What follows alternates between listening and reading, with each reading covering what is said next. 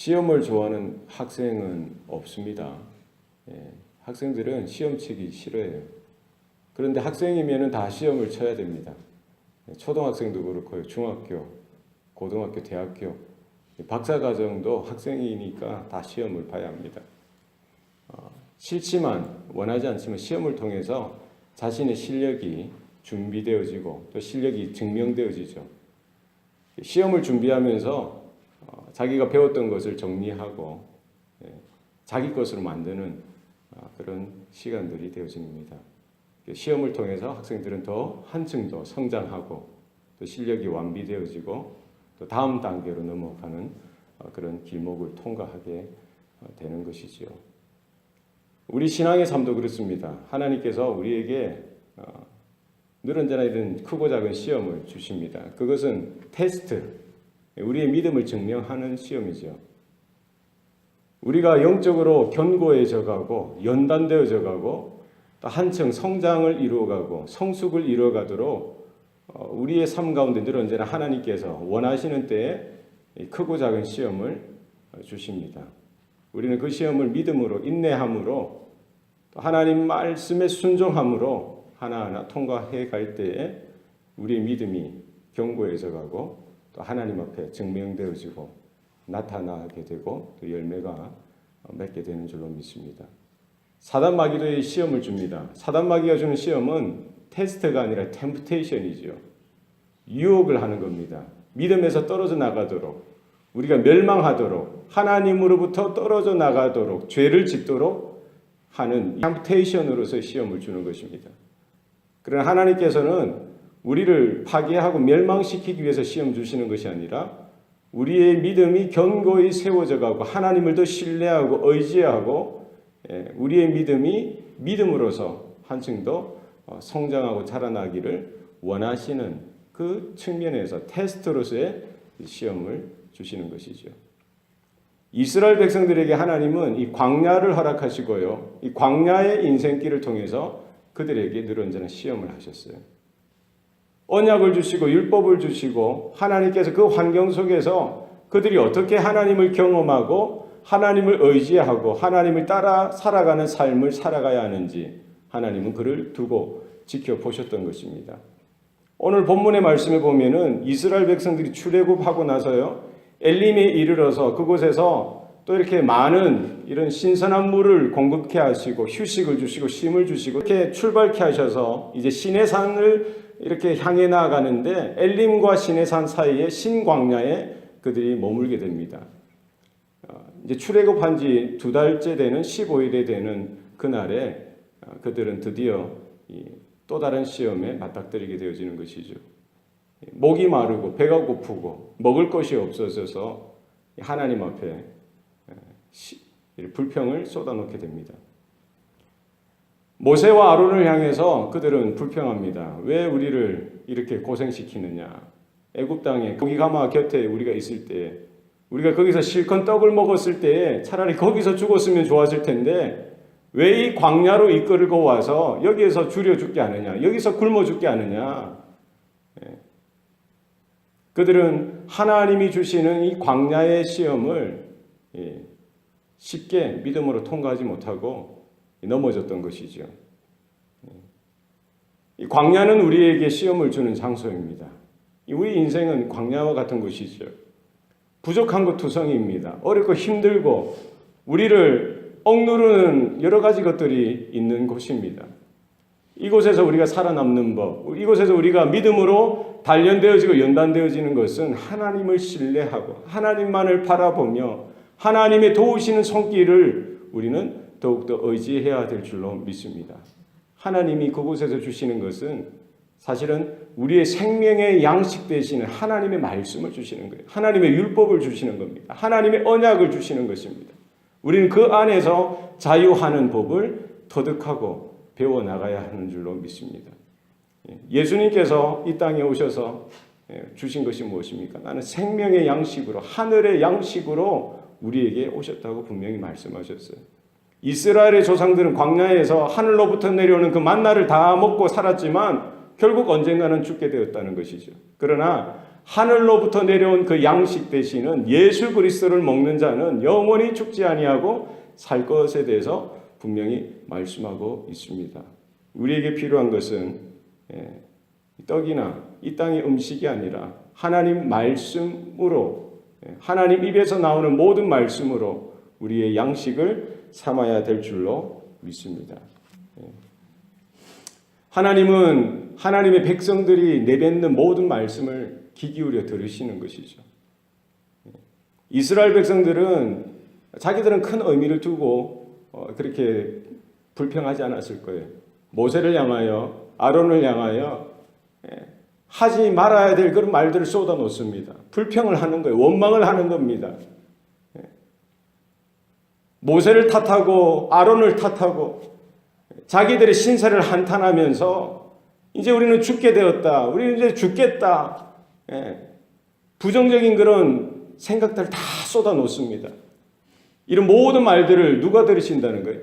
하나님이 들으신다는 거예요. 이스라엘은 그것을 깨닫지 못했어요. 그러나 오늘 본문을 통해서 분명히 우리에게 전해주는 것은 무엇입니까?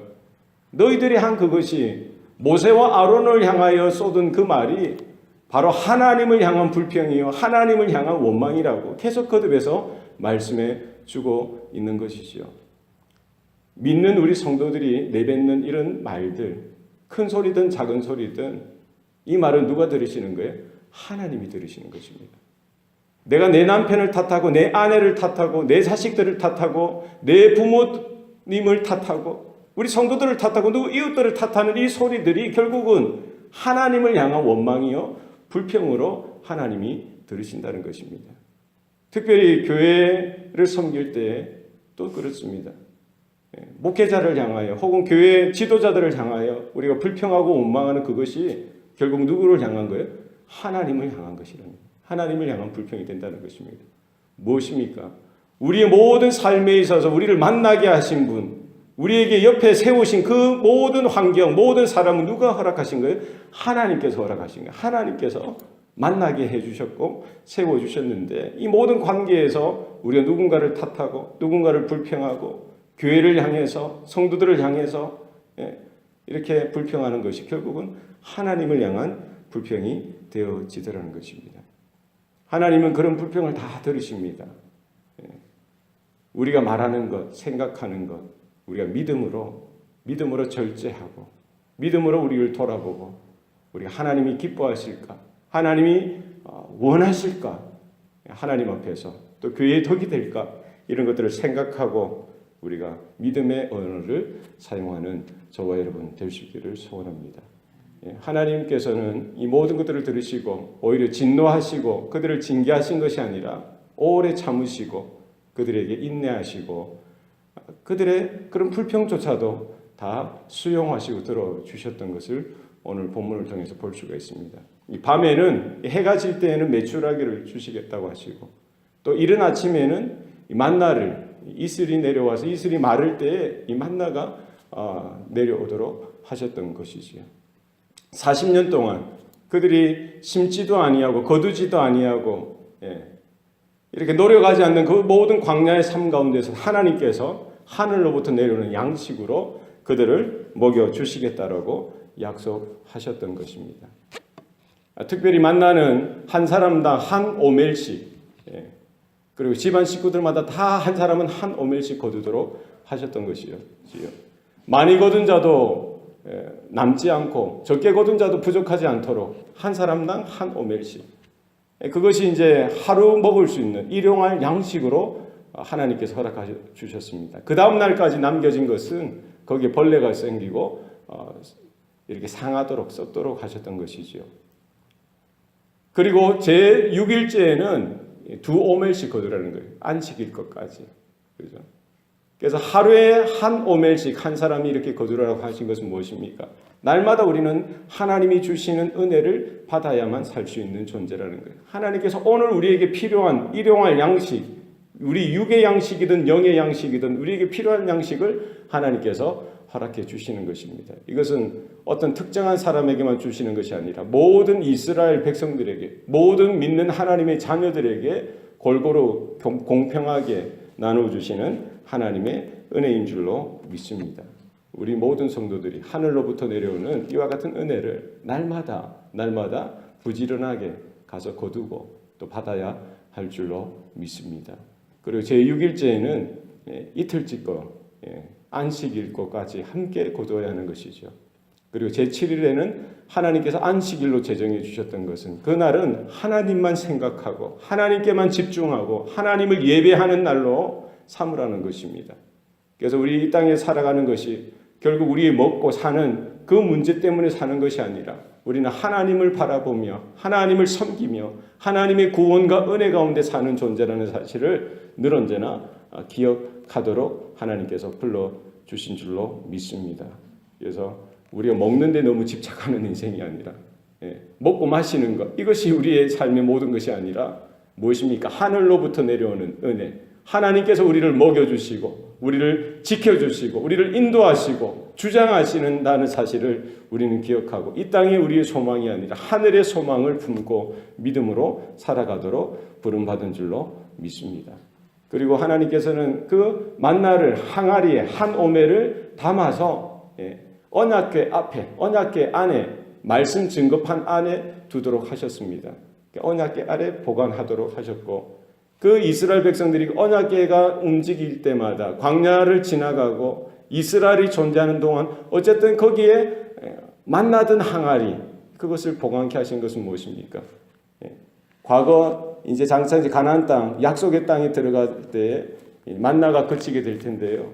그때조차도 광야에서 40년 동안 하나님께서 그들을 먹이시고 그들과 함께 하셨던, 그들을 지키셨던 그 하나님의 은혜를 잊어버리지 말고 기억할 것을 말씀해 주고 있는 것이지요. 그래서 하나님께서 우리 광야의 인생길 가운데 늘 언제나 먹을 것을 주시고 우리를 지키시고 보호하실 텐데요. 이제 이스라엘 백성들이 가나안 땅, 약속의 땅에 들어가서도 그 하나님의 은혜를 잊어버리지 말고 언약 백성으로 설 것에 대해서 분명히 말씀하고 있습니다. 우리 안에 이 십자가에 대한 분명한 이 흔적이 있어야 합니다. 예수 그리스도께서 십자가에서 보배로운 피를 흘리신 것은 이미 지나간 과거 2000년 전의 그 역사이지만 그것을 늘 언제나 우리의 마음 심령에 새기고 품고 살아가야 하는 줄로 믿습니다. 그 은혜가 없이는 우리가 이 신앙의 삶을 광야의 인생 가운데서 감당하기가 결코 힘들고 부족합니다. 우리 안에 뭐가 있어야 됩니까? 하나님께서 주신 그 십자가의 그 은혜, 생명의 하늘 양식 대신 그 예수 그리스도를 우리 마음판에 새기고 우리 마음판에 생명의 양식으로 받아서 날마다 그 은혜 가운데서는 저와 여러분 되어야 할 줄로 믿습니다. 오늘 하루도 주님과 동행하고 주님의 인도하신 가운데 믿음으로서는 저와 여러분 될 수 있기를 축원합니다. 기도하시겠습니다. 살아계신 아버지 하나님, 오늘도 우리에게 생명의 떡이 되신 예수 그리스도를 허락해 주시니 감사합니다. 하나님이여, 이 광야 인생길 가운데에 우리가 어디로 가야 좋을지 어떻게 해야 좋을지 몰라 막막해 있을 때에 하나님의 인도하시는 그 손길을 바라보게 하여 주시고 날마다 우리에게 찾아오시고 말씀하시는 그 주님의 음성 가운데 귀를 기울일 수 있도록 하나님 우리의 길을 열어주시고 우리의 눈을 열어주시기를 소원합니다.